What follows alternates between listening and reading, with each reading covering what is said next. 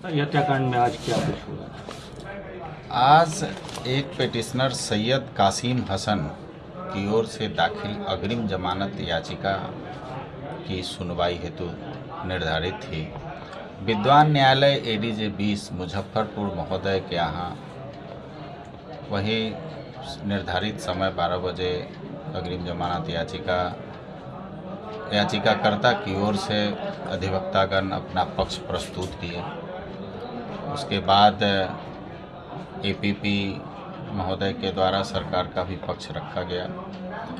मेरे द्वारा पीड़िता की ओर से सूचिका दीपंदिता की ओर से एवं मेरे साथ मेरे साथी भी थे, दिल्ली से आए हुए थे भाई लोकेश जी।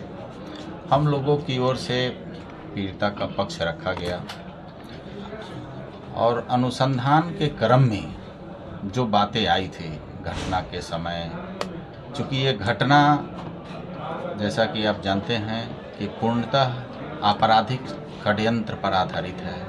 क्रिमिनल कॉन्स्पिरेसी के तहत यह नरसंहार किया गया है और नरसंहार के आई विटनेस या डूअर वहीं पे उपलब्ध थे, कारित करने वाले लोग भी थे, षड्यंत्र में शामिल लोग भी थे।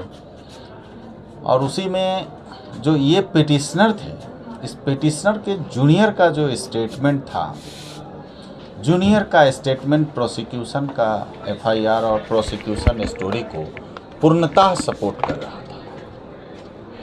और हम लोगों ने इस क्रिमिनल कॉन्स्पिरेसी पर, पिटिशनर के इस कॉन्स्पिरेसी में पार्टिसिपेशन पर न्यायालय में अपना पक्ष रखा था और सभी पक्षों को सुनने के बाद विद्वान न्यायालय के द्वारा अग्रिम जमानत याचिका को खारिज कर दिया गया है।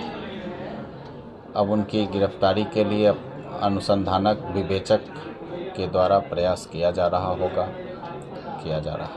इस मामले में जो और आरोपी बनाए गए हैं, किन के द्वारा एबीपी और बेल पिटीशन? देखिए, अभी एक और लोगों का था, रंजय ओंकार सिंह के ओर से अग्रिम जमानत याचिका दाखिल की गई थी, जो विद्वान न्यायालय एडीजे 20 में लंबित था, लेकिन उनकी ओर से उनके अधिवक्ता उपस्थित होकर समय ले लिए।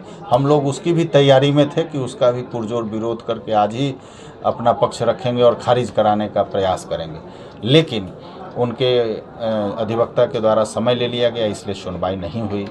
और एक जो काराधीन हैं विक्रांत कुमार शुक्ला उर्फ बिक्कू शुक्ला, उनकी ओर से नियमित जमानत याचिका दाखिल की गई है, जिसकी सुनवाई विद्वान जिला एवं सत्र न्यायाधीश महोदय मुजफ्फरपुर के यहाँ है।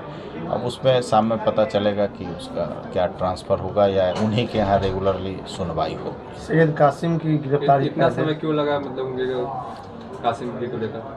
कासिम जी के में हुआ ऐसा था कि इनका जो जमानत याचिका, अग्रिम जमानत याचिका दाखिल किया गया था, दाखिल करने के समय सैयद कासिम पुलिस के अभिरक्षा में, कहिए कस्टडी में, उनका इलाज चल रहा था।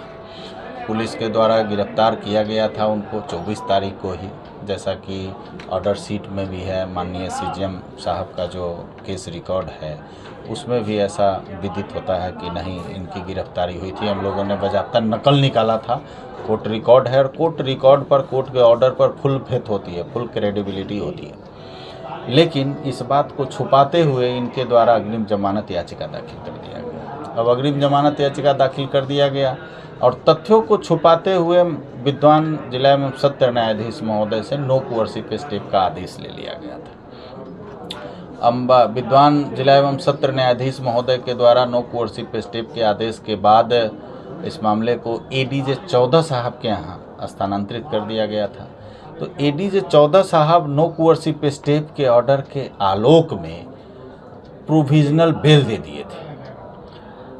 इसलिए दे दिए थे कि पिटिशनर को 24 तारीख को, 24 जुलाई को गिरफ्तार करने के बाद उसका इलाज कराया जा रहा था। जब वो ठीक हो गए, पिटिशनर को लाना था, थाना पर लाया गया पटना से, तो पिटिशनर की ओर से इस बात को रखा गया था कि हमको नो कोअर्सिव स्टेप का ऑर्डर है। पुलिस का कहना था 24 तारीख और कोर्ट रिकॉर्ड से लग रहा था 24 को गिरफ्तार हो चुके हैं।